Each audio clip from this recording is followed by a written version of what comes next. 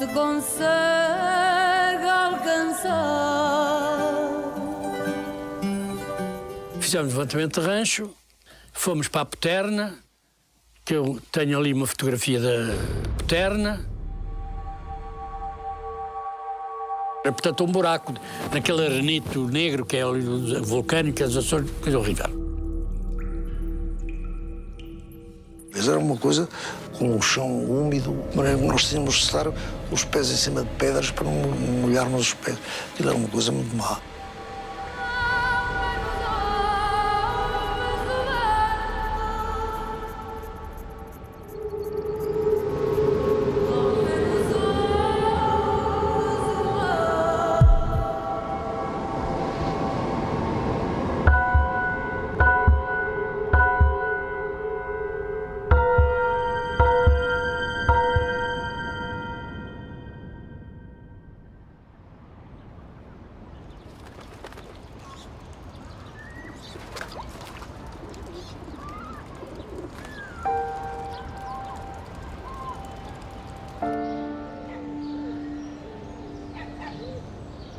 Rua do Grêmio Lusitano, em Lisboa. O historiador António Ventura investiga no Museu da Maçonaria se o histórico diretor da PIDE foi ou não maçom.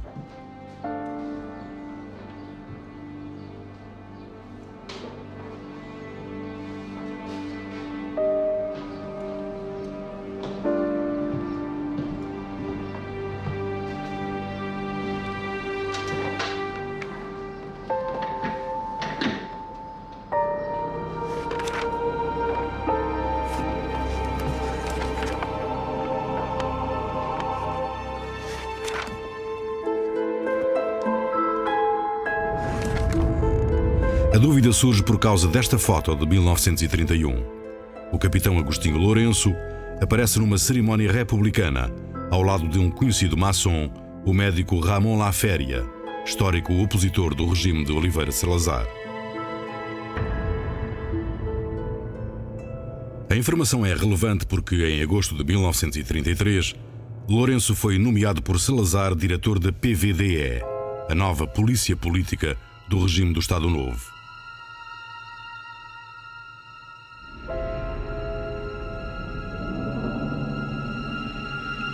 Passado algum tempo, a resposta chega-nos por carta. Lourenço entrou para a maçonaria em 1914, filiando-se na loja Pátria e Liberdade.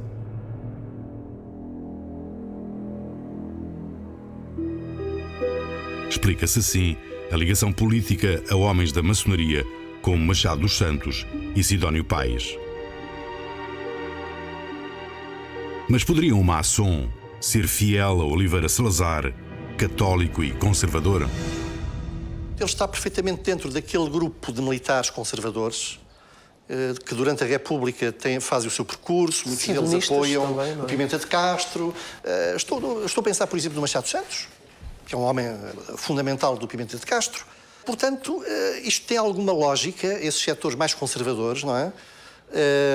Que estiveram na maçonaria, muitos deles saíram, deixaram de ser maçons, conservando, no entanto, algumas ideias, alguns princípios que irão sempre patentear no futuro. Quer dizer, deixaram de ser, mas há determinadas coisas que ficam.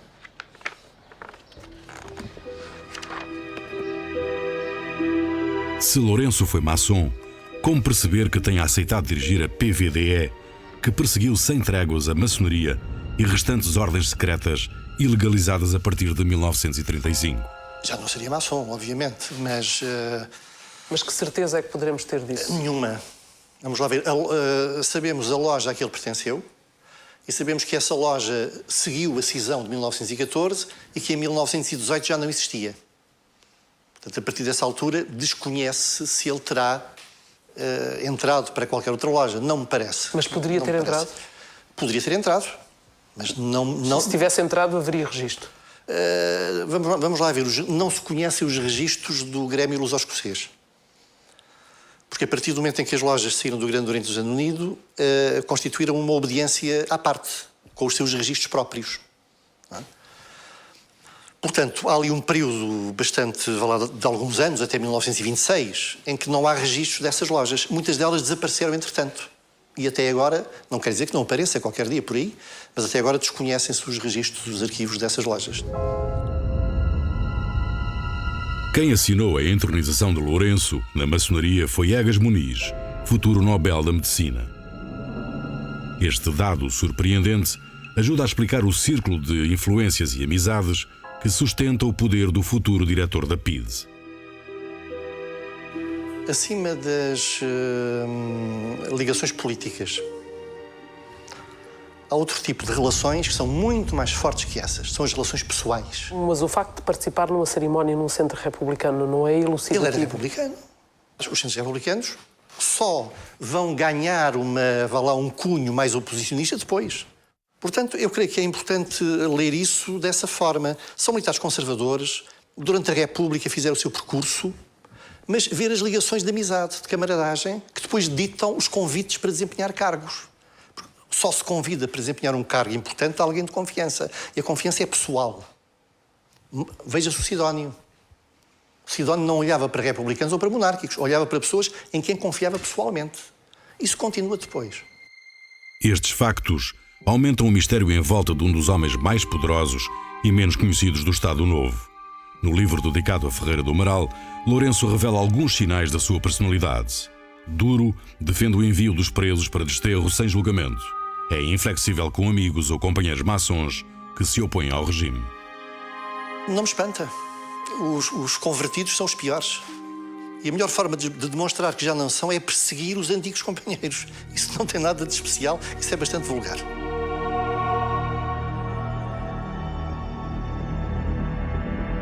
O certo é que Agostinho Lourenço, um quase desconhecido capitão da ditadura, tornou-se em poucos anos no poderoso chefe da polícia política de Salazar.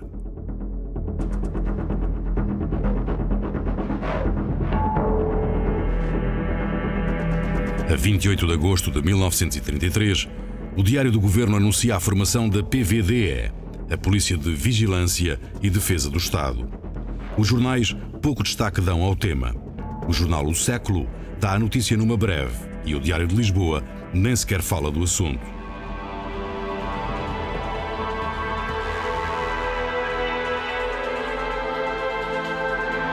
Para a oposição, a PVDE é uma operação de cosmética para limpar a má fama das anteriores polícias da ditadura.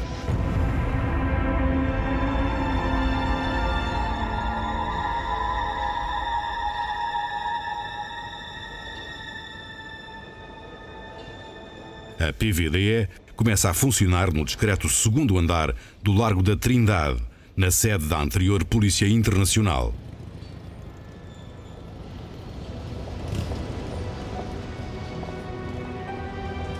Mas Salazar junta a PDPS e a Polícia Internacional numa só polícia, também para acabar com as rivalidades políticas que conspiravam pelo controle da polícia política e fraturavam o regime por dentro.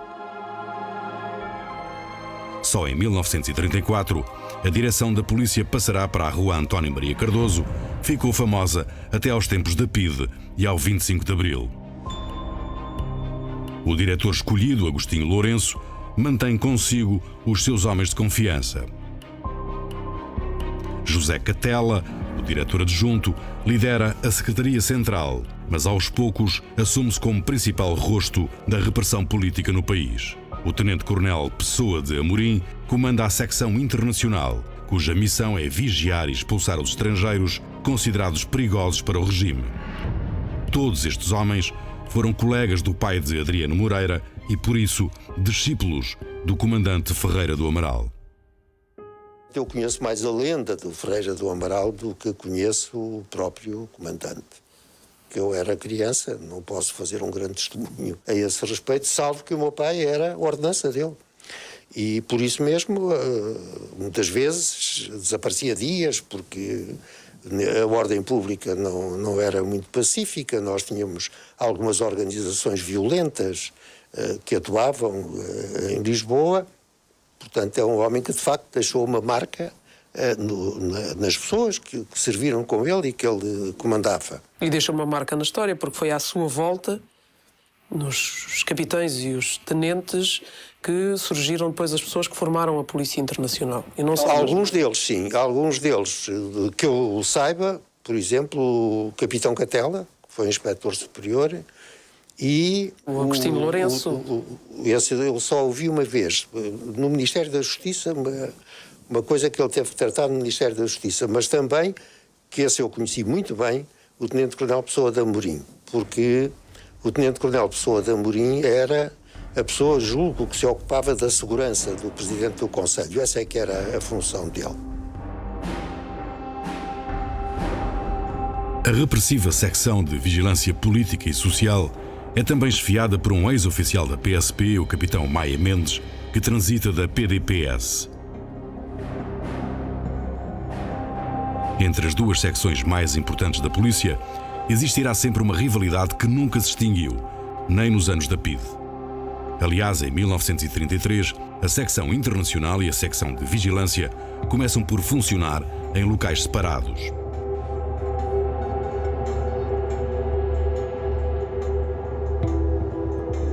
A secção de Vigilância Política e Social mantém-se na Rua da Leva da Morte, número 45, atual Rua Serpa Pinto, e funciona com relativa autonomia em relação à sede na António Maria Cardoso. Até 1935, a PVDE teve apenas 30 agentes, entre uma centena de pessoal do quadro. A maioria eram homens da antiga Polícia de Informações. Ainda hoje é muito difícil obter as suas fotos pessoais. O secretismo torna mais eficazes as operações de vigilância.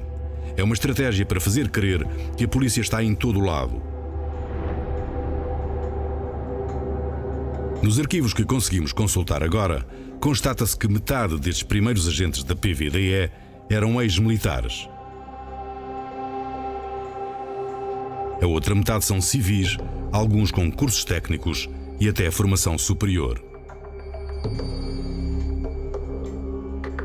As escassas fotografias dos agentes estiveram sempre bem protegidas nos inacessíveis processos individuais. É o caso de Samuel Oliveira. Entrou em janeiro de 27 para a Polícia de Informações, abandonando a profissão de empregado bancário. Homem de confiança de Baleizão do Paço, foi promovido a secretário da Polícia, sendo responsável pelas finanças. Vemo-lo em ação nesta fotografia, batendo à máquina as declarações de um detido. Manteve-se durante todas as mudanças de nome da polícia, sempre como chefe de secção. Em 33, foi promovido a inspetor, continuando a ser um dos agentes mais temidos da nova PVDE.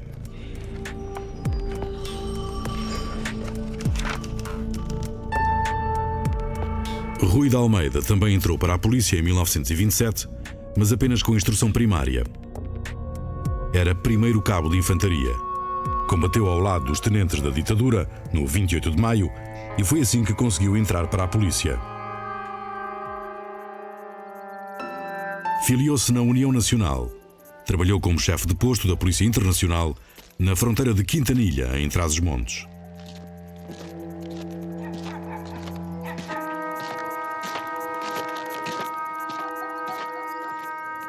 Apesar de ser uma polícia de fronteiras recente, o regulamento imposto pela direção em Lisboa era bastante rígido.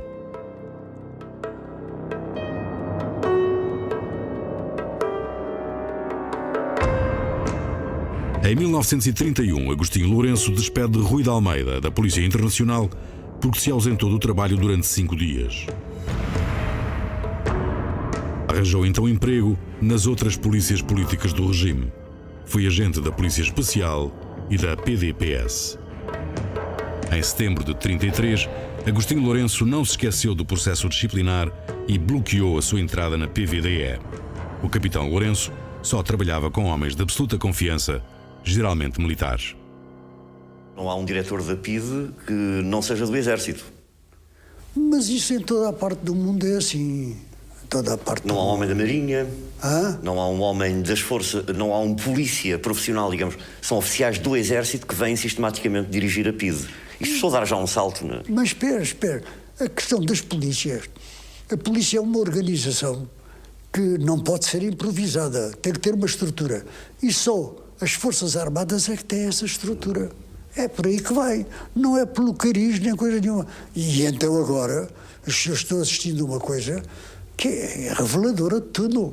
O polícia não é um funcionário, é um missionário.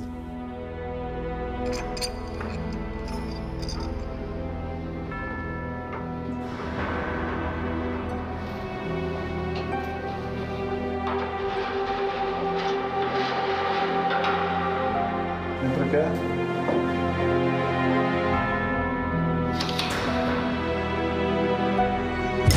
Vai-te embora. De frente e de perfil, a PVDE de Agostinho Lourenço reorganiza os ficheiros da polícia. Inicia-se o conhecido Registro Geral de Presos, onde constam as fotografias dos detidos e a sua biografia prisional.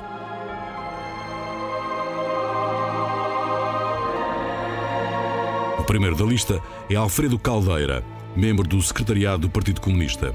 Abre simbolicamente o livro dos presos políticos. Até ao 25 de abril serão feitos 29.504 registros. A ficha tem também informações básicas como as datas das prisões, do julgamento, da libertação ou do falecimento. Os autos de declarações são batidos à máquina em várias cópias.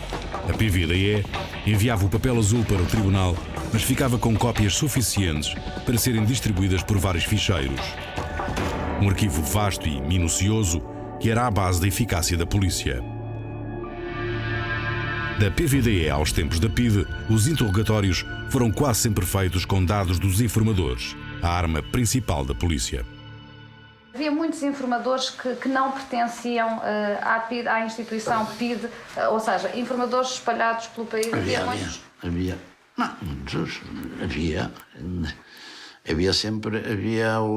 os indivíduos que eram informadores pagos e havia os indivíduos que colaboravam ou que davam indicações determinados indivíduos suspeitos por isto ou por aquilo, ou que faziam isto ou aquilo. Havia.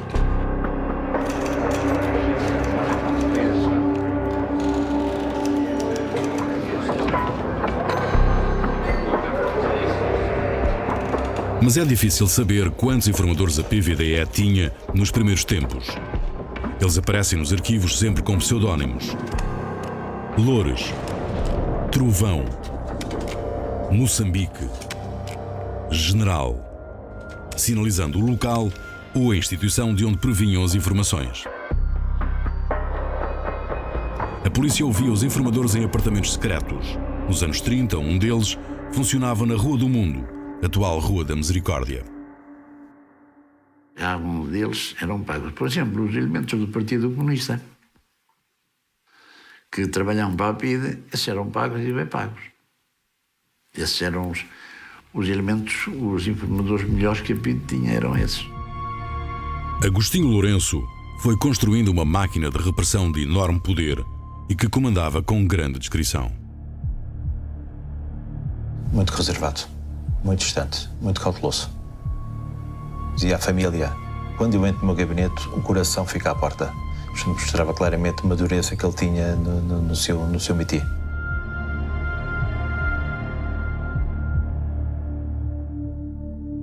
No dia 18 de novembro de 1933, o Secretariado da Propaganda Nacional, liderado por António Ferro, mostra-se ao país.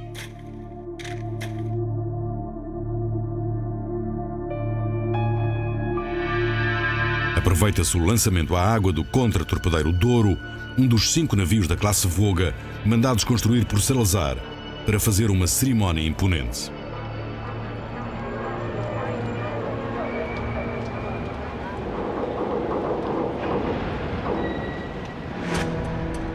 É um dia decisivo e que demonstra as duas faces do regime. A propaganda divulga nos média a capacidade empreendedora do Estado Novo.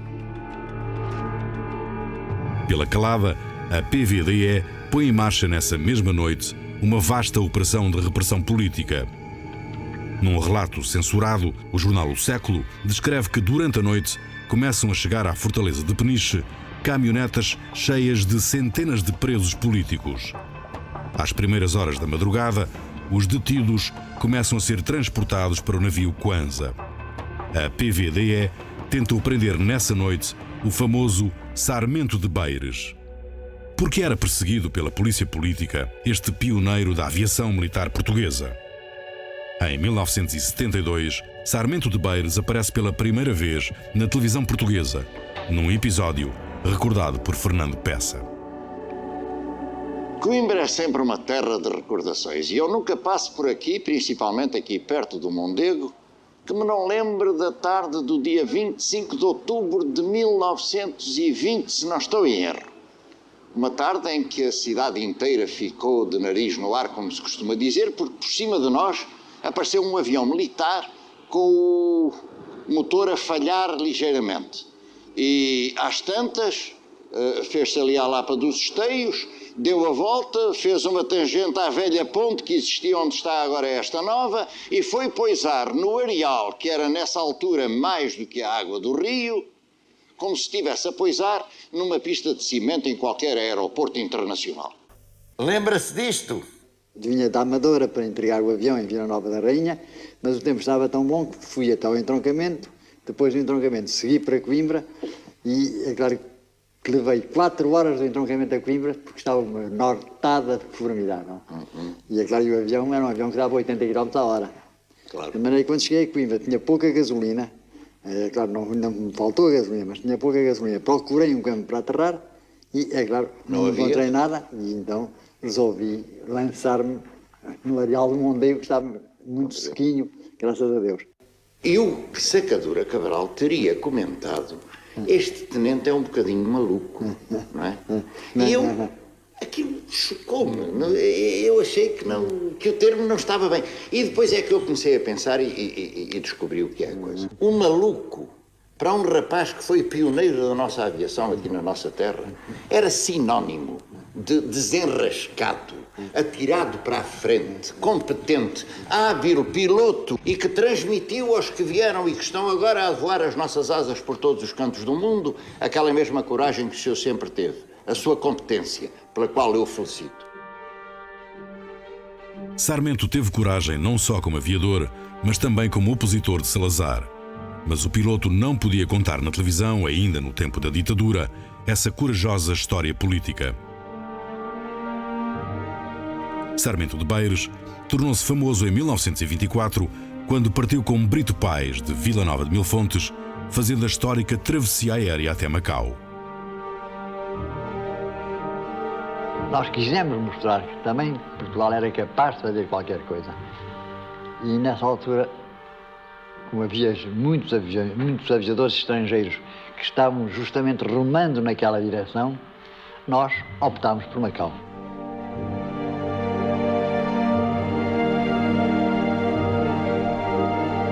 Tivemos muitas dificuldades para obter a autorização para a viagem. Ao fim e ao cabo, nós partimos de Portugal apenas com uma autorização para bater o recorde de distância em avião, tentando a viagem de Mil Fontes a Tunis. Uma viagem que não se realizou devido ao temporal que nós apanhámos logo à saída de Mil Fontes e que reduziu a primeira etapa à etapa de Mil Fontes-Málaga. A viagem depois continuou, uma embalagem de partida que nos levou depois até Macau. Já tinhas ouvido falar sobre o feito de Sarmento de Beires e Brito Pais no seu extraordinário voo a Macau? Por acaso não, ainda não tinha visto. Tinhas ouvido falar já no voo de Gá Coutinho e Sacadura Cabral ao Rio de Janeiro? Já. O salazarismo nunca se interessou em divulgar os feitos de Sarmento de Beires, da mesma forma que celebrou outros pioneiros da aviação. O conflito de Sarmento com a ditadura começa em 1927. Poucos dias depois da revolta reviralhista, Portugal é surpreendido com o projeto de uma volta ao mundo em avião. No dia 7 de março, Sarmento de Beires inicia com Jorge Castilho a primeira travessia noturna do Atlântico Sul, no hidroavião Argos. Batem recordes de navegação em oceano.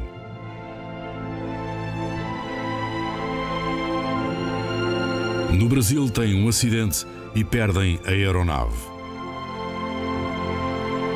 Os aviadores tentam continuar e completar a volta ao mundo com outra aeronave, mas o regime militar português não financia a viagem e ordena o regresso dos aviadores a Portugal.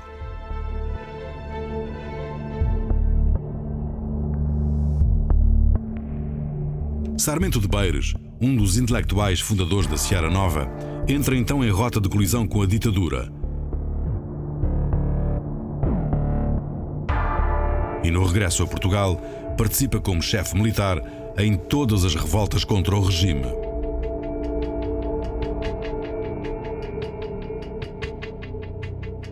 Depois da revolta do Castelo, em 1928, é perseguido pela polícia política, mas sem ser capturado.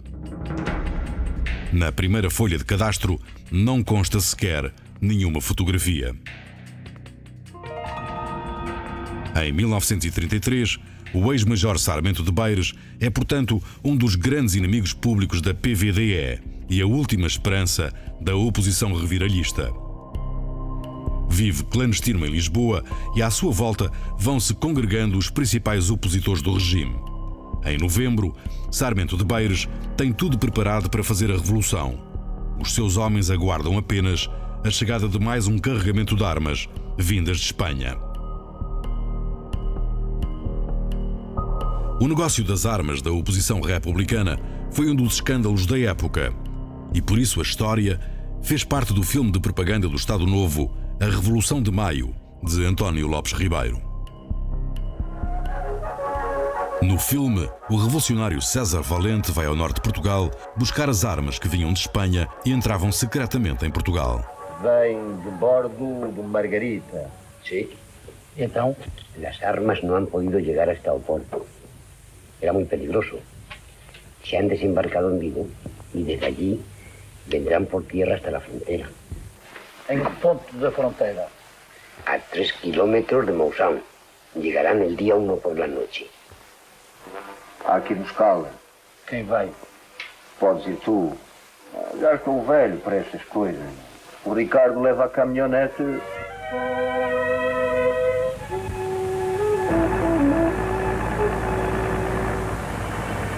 As armas realmente entravam desta forma por caminhonete em Portugal e eram enviadas através da Galiza pelos Budas.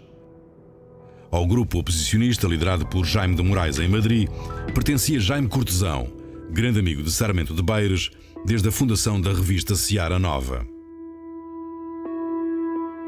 A história do tráfico de armas dos reviralhistas começa nesta prisão de São Tomé, em 1929, quando este grupo de exilados engendrou um plano para derrubar a ditadura. Nesse mesmo ano, Jaime de Moraes consegue fugir da ilha, exila-se em Espanha e fica responsável pelos fundos revolucionários recolhidos para financiar a queda de Carbona. Em 1930, Moraes desloca-se com César de Almeida à Alemanha para comprar armas. Tenho aqui numas notas que o César de Almeida me entregou, e isto refere-se precisamente a estas armas. Em 1930, pensámos que se arranjássemos no estrangeiro material ultramoderno que introduziríamos em Portugal e com que armaríamos um pequeno grupo de homens, seria possível dar um golpe decisivo. Entretanto, arranjou-se o dinheiro necessário para financiar a operação. Em março de 30, parti com o Jaime de Moraes para Berlim, onde comprámos o material sofisticado de que necessitávamos. A primeira parte desse material chegou a Lisboa, sendo distribuído por várias residências de correligionários. Mais tarde, onde a polícia os veio a apreender na quase totalidade. A segunda parte foi salva in extremis. O material chegou a estar em Lisboa a bordo do barco, tendo regressado à sua origem. Estas armas voltam para trás e ficam bloqueadas no porto de Copenhaga.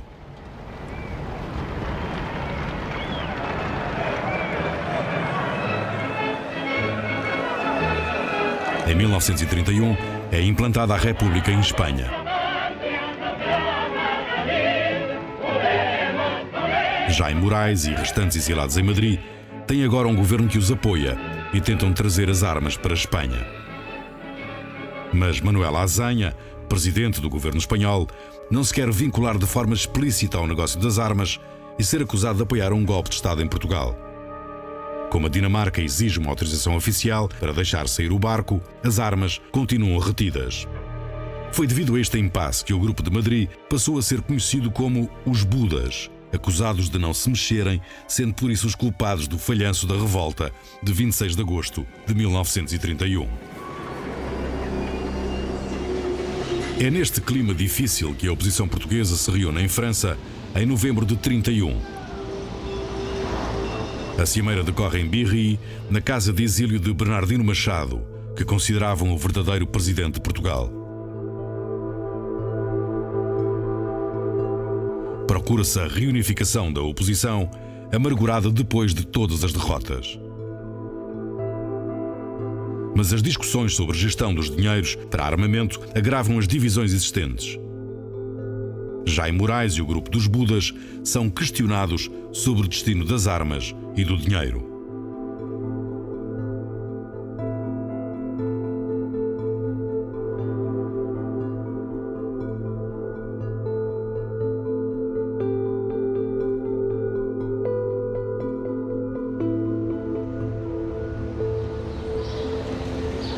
De regresso a Madrid, os Budas procuram salvar a face, recuperando as armas bloqueadas na Dinamarca.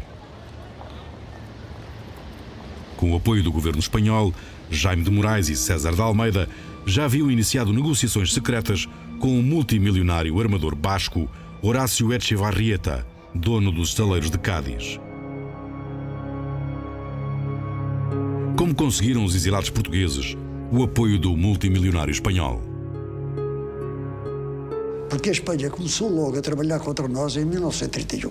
Quando cai a República Espanhola, quando cai a monarquia, logo começou o contrabando de armamento da Espanha para a embaixada espanhola em Portugal, para as revoluções internas. Está claro? Porque aquela ideia do ibrismo, que agora os senhores de vez em quando ouvem aí, voltou outra vez ao de cima, não é verdade? Especula-se que o negócio das armas com Echevarrieta terá sido feito com a promessa de ficar com a construção de uma futura ponte sobre o Tejo.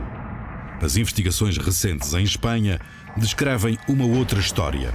Echevarrieta tinha negócios com o famoso espião alemão Wilhelm Canaris e conseguiu obter os planos do mais avançado submarino da época, o E-1. Depois de o construir, Echevarrieta fica cheio de dívidas e tenta convencer o governo espanhol a comprar-lhe o submarino. Manuel Azaña, chefe do governo espanhol, promete analisar a compra se o empresário basco ajudar os exilados portugueses.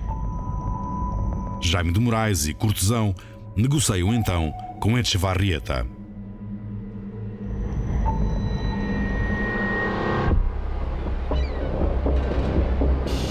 Já com a influência de Echevarrieta, as armas bloqueadas na Dinamarca são finalmente desembarcadas do cargueiro Roland Seck, no dia 8 de maio de 1932, em Bilbao. Umas são levadas para a casa de Jaime Morais em Madrid. As restantes foram sendo introduzidas aos poucos em Portugal. 12 metralhadoras, por exemplo, são levadas para o quartel de marinheiros em Alcântara. Ficam na Organização Revolucionária da Armada à guarda de um jovem marinheiro que mais tarde será a importante figura do PCP, Joaquim Pires Jorge.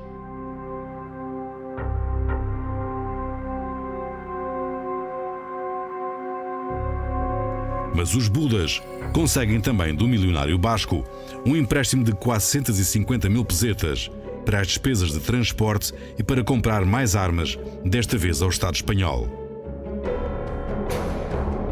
São 500 espingardas, 24 metralhadoras e munições que são enviadas para o sul de Espanha.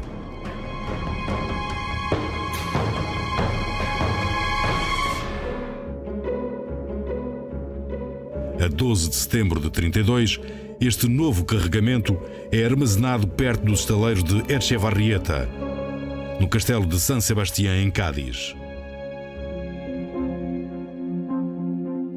Aguarda-se que Nuno Cruz, o representante dos Budas em Portugal e que também esteve deportado em São Tomé com Jaime de Morais, encontrou um meio de desembarcar as armas clandestinamente em Portugal.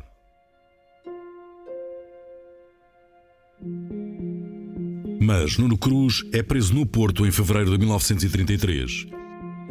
Foi um golpe fatal dado pela polícia política portuguesa, que parecia estar bem informada deste contrabando conspirativo com armas. O ex-major Sarmento de Beires é agora a última esperança dos reviralhistas. Sarmento tenta negociar uma frente revolucionária. Tem até o apoio de homens que fizeram o 28 de maio, como o almirante Cabeçadas e Vicente de Freitas, ex-chefe de governo de Carmona.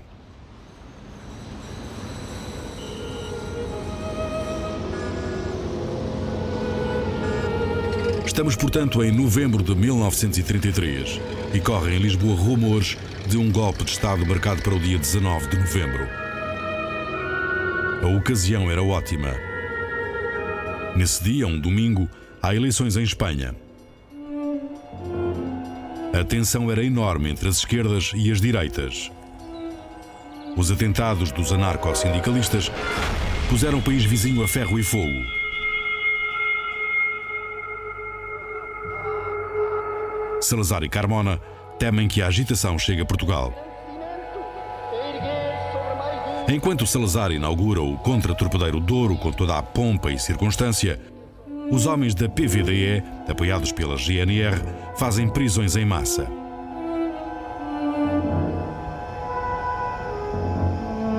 Numa só noite, numa manobra de antecipação, são detidos opositores republicanos por todo o país e levados para a fortaleza de Peniche. Emílio Santana, o jovem sindicalista preso na sequência da apreensão da tipografia da batalha, também é deportado. Em 1933 fui deportado para Angra do Heroísmo. Fomos inaugurar o depósito de deportados de Angra. Éramos 152 de várias classes, como oficiais do Exército, funcionários, trabalhadores, intelectuais. Às primeiras horas da madrugada do dia 19, todos os presos embarcam no navio Kwanza e são levados para a fortaleza de São João Batista, na Ilha Terceira. João Soares, o pai de Mário Soares, é um dos detidos que embarca nessa noite.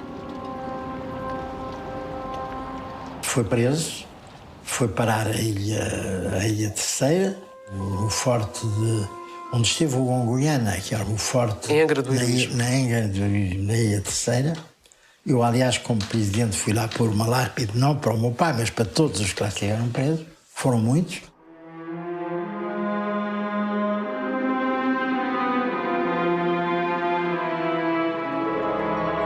Nesta imagem, vemos o pai de Mário Soares e o escultor João Silva, dois dos presos políticos da prisão açoriana.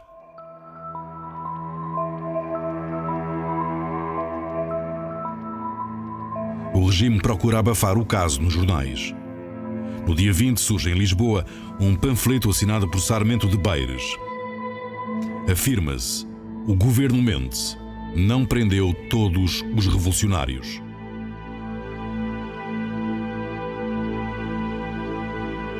Sarmento procura motivar os que ainda se encontram em liberdade para uma revolução que ele chefiará. A PVDE, acicatada pela provocação do aviador, atua rapidamente.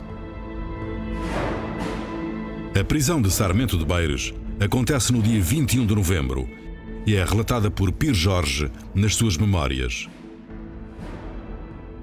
Durante uma reunião clandestina no Hotel Bristol, em Lisboa, a polícia cercou o prédio. Pires Jorge conseguiu escapar pelos telhados. Mas Sarmento de Beires é finalmente preso e o cadastro da PVDE passa a contar com uma fotografia do herói da aviação portuguesa.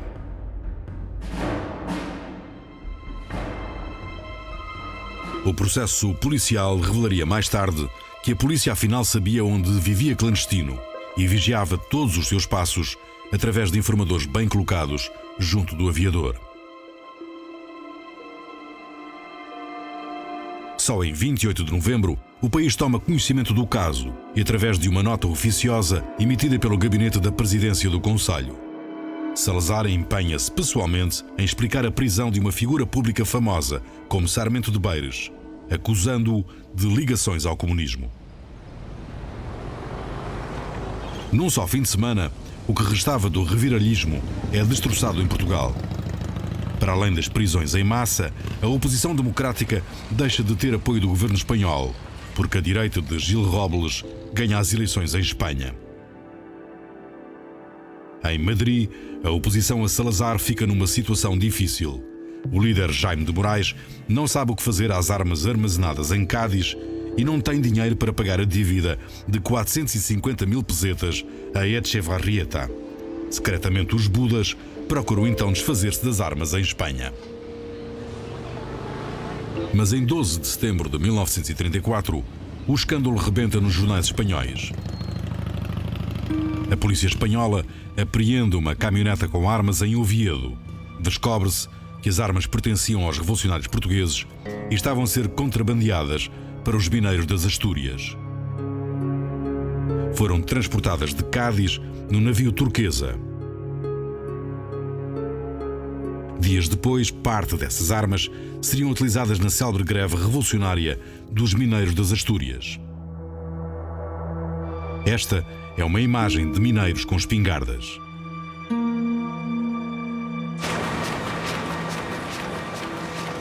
Manuel Azenha é preso. O caso é aproveitado em Portugal pelo Diário da Manhã, que faz primeiras páginas denunciando o chamado contrabando de armas dos exilados portugueses. Jaime de Moraes, Moura Pinto e Jaime Cortesão são detidos e interrogados, acusados de tráfico de armas. Os Budas acusam vários espiões da PVDE de estarem por detrás da denúncia. Um dos visados é Ferro Alves, correspondente do Diário de Lisboa, em Espanha. Ferro Alves dá uma entrevista ao jornal mais ligado ao regime, o Diário da Manhã. Diz que tentou acabar com o tumor búdico. Terá sido Ferro Alves o grande traidor? Tinha muita gente lá fora, não é? Tinha muita gente lá fora, mas gente portuguesa que mandava as informações, mas nem que sabia o que se passava em Espanha, não é verdade? Em 1935, já em Portugal, Ferro Alves escreve um livro denunciando toda a história do tráfico de armas da oposição portuguesa. A rapidez com que o livro é publicado em Portugal agrava as suspeitas. Descobrimos também que Ferro Alves esteve em 1952 na missa do 7º dia de um importante dirigente da PIDE, ao lado de Agostinho Lourenço e Rosa Mendes. Terá sido, portanto, um dos mais importantes informadores da polícia de Salazar. A oposição republicana fica destroçada com o escândalo do tráfico de armas. O já falado tenente Manuel Correia treinava em Espanha como revolucionário do exército militar sustentado pelos Budas. Após o escândalo, fica sem apoio financeiro. Vem para Lisboa viver junto da família e dos 7 filhos.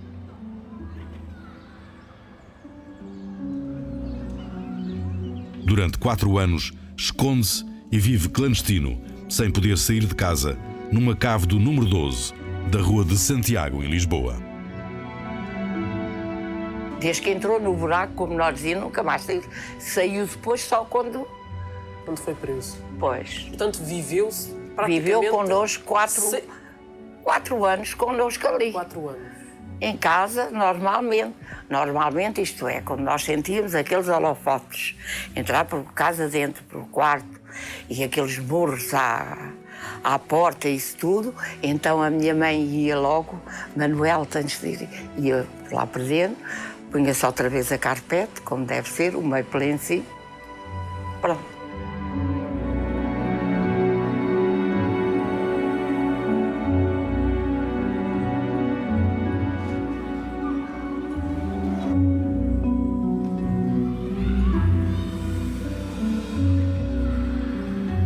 Íamos à Voz do Operário, outras vezes íamos a Magalhães de Lima e tudo. E os senhores de preto, que é como a gente chamava, os da PIDE, que andavam sempre connosco. Não nos roubavam, com certeza. E os senhores de preto andavam sempre connosco. Era com bonecas, era com rebaixados, era com isto, era com aquilo. Onde é que está o paizinho? Onde é que está o paizinho? Onde é que está? Eu dou-vos esta boneca, eu dou-vos aquilo, eu dou-vos ali. Mas a gente em casa tinha isso tudo. Portanto, não sei. E olha que ainda hoje eu tenho essa mania. Não sei, não vi. Não sei, não vi, é o que nós dizemos. Foi o fim do reviralhismo.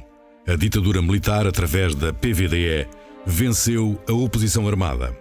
Sarmento de Beires passou pela fortaleza de São João Batista, onde ficou detido nas piores condições. Adoeceu e a família escreveu a Salazar, pedindo para o libertar, sem sucesso.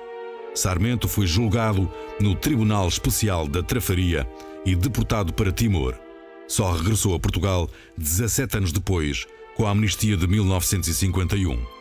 Em 4 de abril de 1974, recorda para a RTP os 50 anos do seu maior feito como herói aviador, o raio aéreo Mil Fontes Macau, com Brito Paes e Manuel Gouveia.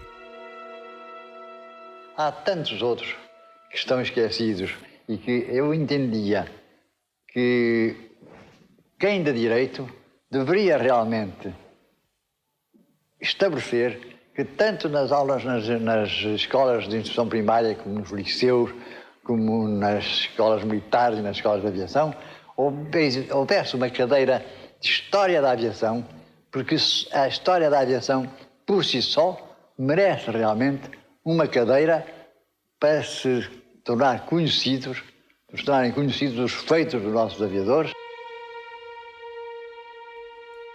Sarmento de Beires relatou na televisão alguns dos seus feitos de herói da aviação, mas não pôde contar porque se tornou opositor do regime de Salazar. Faleceu em junho de 74, poucos dias depois da emissão desta reportagem e do 25 de Abril, pelo qual tanto combateu. No presídio de São João Batista, em Angra do Heroísmo, o Estado Novo inaugura uma nova fase no castigo aos crimes políticos.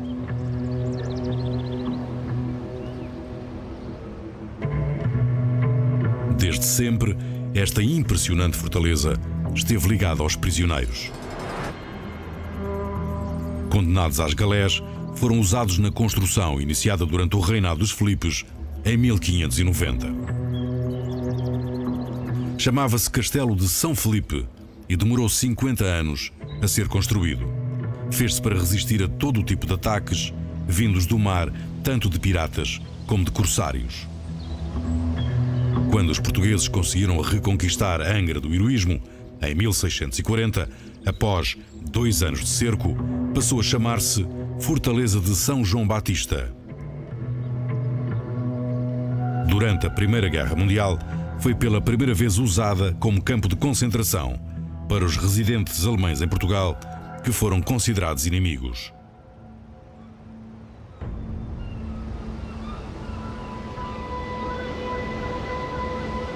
Em 1933, na primeira leva de presos da PVDE, embarcados no navio Kwanza, ia o pai de Mário Soares.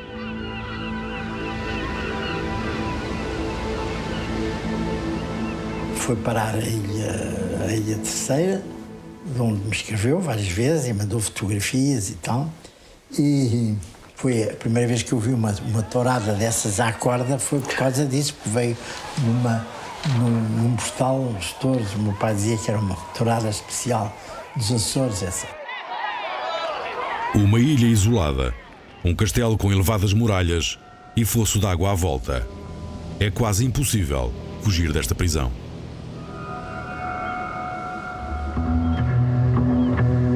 Portanto, só ali fomos 200 ou perto disso para os Açores. E nos Açores, que eu me lembro, estavam nas 4 casernas, no mesmo edifício havia 4 casernas. 2 em cima que levavam 40 presos cada uma. E 2 em baixo que levavam 20 cada uma. E depois em frente havia um outro corpo mais pequeno que tinha uma caserna em baixo e outra em cima, cada uma delas levava 30 ou coisa assim. Eu só ali nos Açores estava esta gente toda, não é? E quando veio o primeiro rancho, ficámos deslumbrados, porque a comida ali era ou feijão frado ao grão, com ovos, ou com cavalas fresquinhas. Mas se era com ovos, eram para aí 3 ovos para cada um. E se eram cavalas, eram 4 ou 5, não é? Com azeite, era uma maravilha. Ficámos todos contentes, apesar de estarmos presos. Mas aquilo durou pouco tempo. Lá o homem do abastecimento lá nos Açores achou que dar a comer assim aos presos, que era muito coisa, passou aquilo a comida a ser uma porcaria realmente detestável, não é? Até que tivemos que fazer um levantamento de rancho. Vamos para a Peterna, da Peterna fomos para o Calejão. A Peterna é assim, é um buraco que passa por baixo das muralhas para sair lá fora, quer dizer, era uma coisa de guerra. Quando os sitiados não tinham outro recurso, conseguiam mandar algum correio, algum gajo para ali fora que saía do lado lá e ia pedir socorro, fosse o que fosse. E isso estava, era tapado. Tapado, era portanto um buraco naquele arenito negro que é o vulcânico, que é os Açores, coisa horrível. E descia-se uma data de graus, depois aquilo era um espaço fechado, enfiaram-nos lá, não me lembro se muitas horas, poucas, mas não devem ter sido muitas, porque éramos 40 homens e metidos num espaço estreito. Estreito não era estreito, mas era curto para 40 pessoas e ao mesmo tempo escuro como breu, não é? A gente não podia ficar ali, temos de fazer as necessidades por qualquer lado. Tiraram-nos ali, puseram no tal Calejão, que era um corredor, não é? E então era uma janelinha de grade pequenina ao nível do passeio de lá. Era a única luz que tínhamos. Tivemos aí, então aí tivemos para aí 2 ou 3 dias, não sei. A fortaleza de São João Batista foi o túmulo do Reviralho, a primeira grande oposição da ditadura militar. Agora, o novo adversário da polícia política são os jovens idealistas do Partido Comunista, que mesmo na prisão já cantavam canções ao defunto Reviralho. O hino do Reviralho era um hino curioso, porque o Reviralho estava sempre anunciado e sempre a ser adiado. Para que imaginávamos, criámos um hino ao Reviralho, e hoje é assim. Reviralho, tu pensas que o povo é carneiro por vestir de lã. A pergunta ansiosa para hoje, a resposta é mesmo amanhã. Amanhã sempre o mesmo. É maldita essa frase tão vã. A pergunta ansiosa para hoje, a resposta é mesmo amanhã. Reviralho, tu pensas que o povo é carneiro por vestir de lã. A pergunta ansiosa é para hoje, a resposta é mesmo amanhã. Amanhã.